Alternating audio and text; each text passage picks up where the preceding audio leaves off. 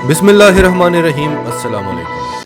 आज की वीडियो में हम आपको बताएंगे कि ईरान जो इतने अरसे से पाकिस्तान के खिलाफ एक महाज खड़ा करने की कोशिश कर रहा है, उसके पीछे ईरान का असल मकसद क्या था। वो पाकिस्तान के खिलाफ भारत के साथ मिलकर कितनी बड़ी गेम खेल रहा था और चीन ने उसे गर्दन से पकड़ लिया और ऐसा पकड़ा कि उसकी सारी हवा निकाल दी। बहुत ही इंटरेस्टिंग डिटेल्स हैं, आखिर तक ज़रूर वीडियो देखिएगा ताकि आपको सारी स्टोरी समझ आ जाए। फिर आपको बताएंगे कि भारत क्या कह रहा है, कि ईरान हमसे क्या कह रहा था पाकिस्तान और चीन के खिलाफ, और सबसे आखिर में आपको बताएंगे कि भारत ने रूस और चीन को आपस में लड़वाने की एक बहुत बड़ी कोशिश की है। अब इस कोशिश में भारत कामयाब होता है या नाकाम, ये तो आने वाला वक्त ही बताएगा। तो डिटेल्स आपको बताते हैं। उससे पहले अगर अभी तक आपने हमारा चैनल सच टीवी सब्सक्राइब नहीं किया तो इसे अभी सब्सक्राइब करें और बेल आइकन पर क्लिक करें ताकि हमारी आने वाली वीडियोस आपको वक्त पर मिलती रहें। ये तो आप सब जानते हैं कि ईरान के पार्लिमानी मेंबर ने पार्लियामेंट में खड़े होकर डायरेक्ट पंजशीर के मामले में पाकिस्तान पर और ख़ास तौर पर डायरेक्ट DGISI जनरल फैज़ हमीद पर इल्ज़ाम लगाया है और ईरान ने कहा है कि हम पाकिस्तान को अफ़गानिस्तान में दूसरा अमरीका नहीं बनने देंगे। यानी अमेरिका का अफगानिस्तान में बैठना कबूल था ईरान को। ईरान ने यहाँ तक कहा कि अमेरिका के जाने से पाकिस्तान समेत तमाम हमसाया ममालिक को ख़तरनाक नताइज भुगतना होंगे।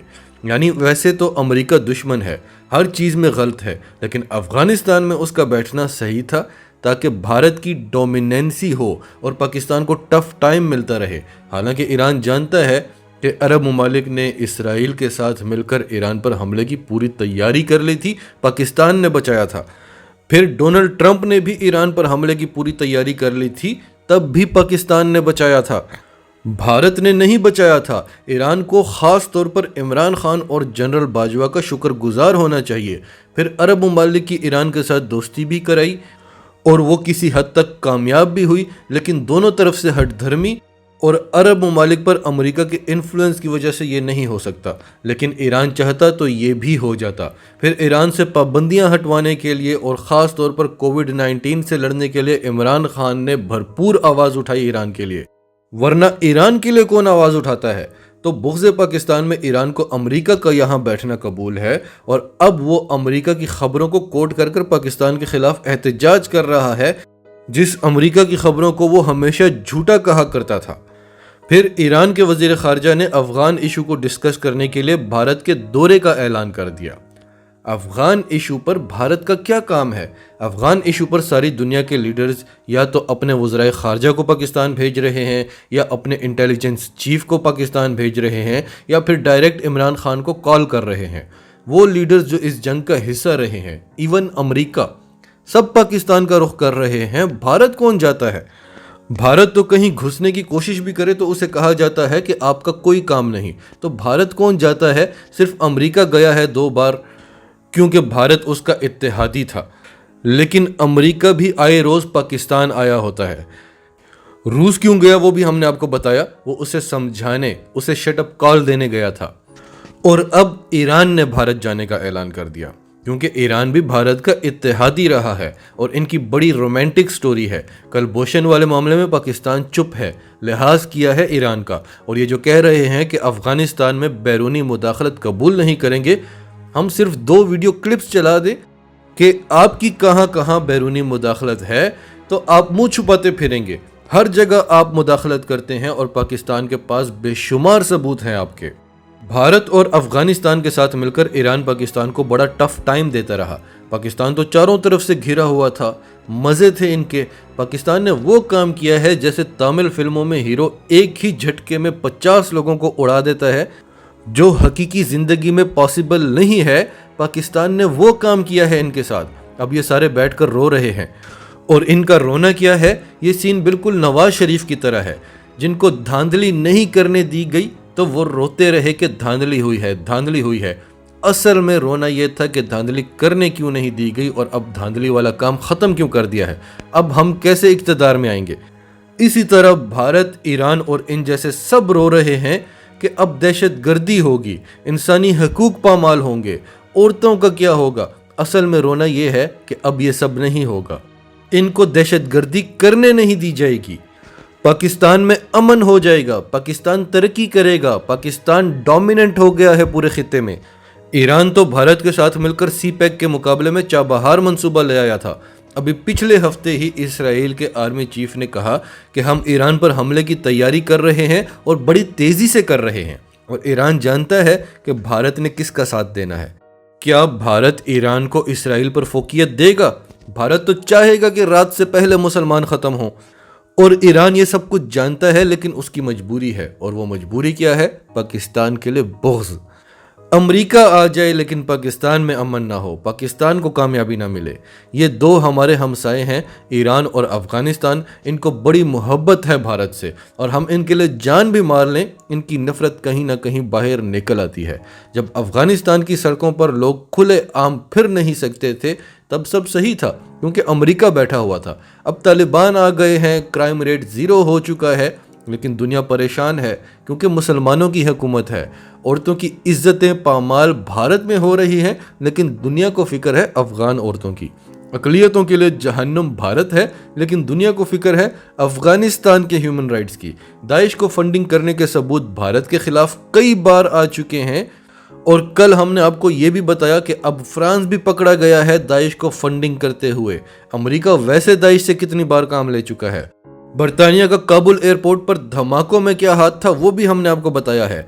भारत सिर्फ दाइश ही नहीं, टीटीपी और बीएलए को फंडिंग भी करता है, उनके ट्रेनिंग कैंप्स भी हैं इनके पास, लेकिन फैटफ में नाम है पाकिस्तान का। दुनिया को फिक्र है कि पाकिस्तान दहशतगर्दों को फंडिंग करता है। तो ये सब प्रोपिगेंडा वार यानी 5th जनरेशन हाइब्रिड वार के रिजल्ट्स हैं। तो आप सब जानते हैं कि ईरान दुनिया में बिल्कुल अकेला है। अमेरिकी पाबंदियों की वजह से कोई ईरान में $1 की इन्वेस्टमेंट नहीं करता। इन्वेस्टमेंट तो दूर की बात, उनके साथ कोई तिजारत नहीं करता। ऐसे हालात में चीन ने ईरान में $400 अरब की इन्वेस्टमेंट का ऐलान किया। उनके साथ 25 साल का एग्रीमेंट किया, हम आपसे तेल भी खरीदेंगे। फिर जब ईरान ने भारत के दौरे का ऐलान किया तो चीन ने ईरान से रब्ता किया और कहा कि आप हमें साफ साफ बता दें कि आप हमारे साथ हैं या नहीं हैं। अगर आप हमारे दुश्मन के ब्लॉक में हैं तो आप खुलकर बता दें, हमें कोई एतराज़ नहीं है और ना हमें फ़र्क पड़ता है। लेकिन अगर आप कहते हैं कि आप हमारे साथ हैं तो फिर ये सब क्या है?